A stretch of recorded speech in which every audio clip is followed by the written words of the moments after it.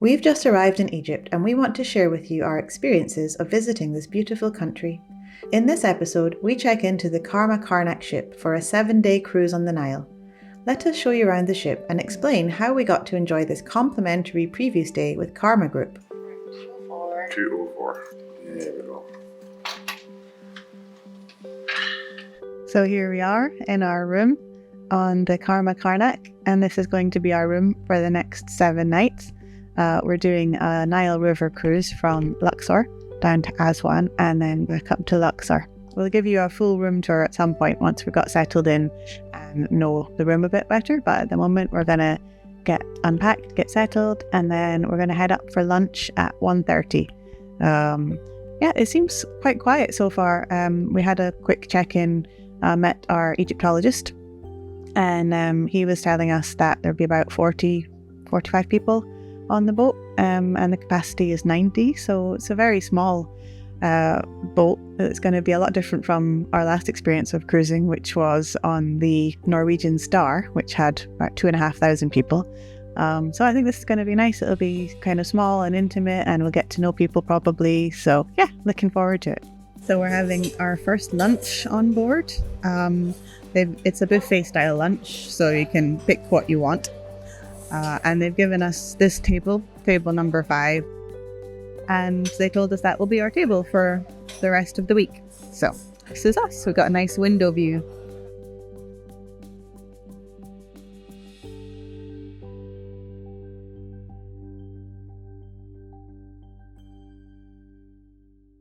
So we're up on the top deck of the boat now. So there's only 3 decks on the boat. So this is obviously the sun deck. We've got some seating here. We're right at the front, looking over the bow, right next to the pool. It's a small pool, but it'd be nice for cooling off. And then we've got sun loungers beyond that. And then at the far end, they've got some comfy sofas and seems like a bar that might be open later. And then the middle deck has kind of an entertainment area, like a bar with a dance floor. And then the bottom deck, which is where our room is, also has the restaurant on it. So we're nice and close to the restaurant and the reception. So at 3 o'clock, we're going down to have a meeting with our Egyptologist and the other guests about the excursions that are available this week and decide which ones we want to do. We were invited here for this cruise by Karma Group. They're an Indian hotel group who are expanding into Europe and Egypt. And they were offering a number of different packages within the hotels that they've recently acquired. And we chose this one because we've always wanted to do an Egyptian Nile cruise. And it was a 7-night complimentary cruise. So we're very keen to do that. So they acquired this boat about 3 years ago. But obviously it's an older boat. So, it is a little bit dated in its decor and its furnishings. But it's perfectly comfortable, perfectly spacious. I thought this would be a good opportunity to give you a room tour. So this is our room. It's in a double configuration. We have plenty of space for each bed. It's really cute how they've made up our towels today. They gave a little friend for my travel panda. We've got here full-length mirror, luggage table, but we're using that for storing things on. Television, which we haven't watched. We haven't used television yet. Over here, we've got a desk with some drawer storage. Wall lights here. Up here, the fire extinguisher in case of emergencies. Got us a little stool here if we wanted to sit at the desk to write or work. Obviously, a window which opens.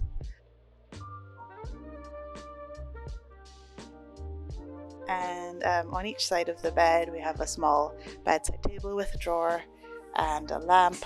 And there's a plug socket behind each of those. And also there's a plug socket in the middle of the bed, which I guess would be if the bed was in a twin configuration. But it's been quite handy to have that extra socket. We can charge our phones and things in the middle during the night. So over here, we've got another storage unit. It's been handy to have another surface to store our stuff. But inside here is the mini fridge, which we've just been using to store our water. It's really good because they gave us a bottle of water initially, and we can refill it from the dispenser in the restaurant. So we don't have to pay for bottled water. That's all included, so that's great. Okay, and this is the wardrobe. plenty hangers. I'm using most of them. We got a safe here. It's an older safe, but it uses a key to lock. Some shelves here for more clothes. So finally, welcome to the shower room. It's quite small, but it's sufficient for what we need. The shower, it's a corner shower, which gives us enough space in there. Toilet here, and the sink is quite nice with the glass surround, and the sink itself is glass. And we have a hairdryer here, which works quite well. So that's good. Yeah, again, slightly dated in the decor and the furnishings, but it works. Everything functions. Shower's really hot, good flow of water.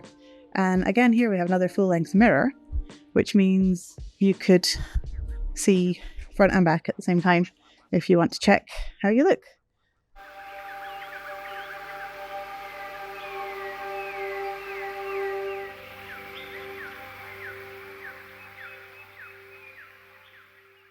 So we're about to go on the first excursion of the trip.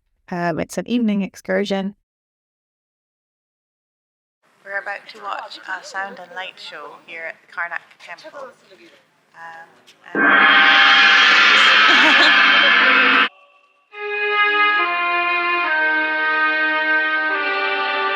May the evening soothe and welcome you, O travellers from Upper Egypt. Here, you are at the beginning of time. In this house of the Father, each pharaoh thought of himself as a son and wished to leave his mark upon it.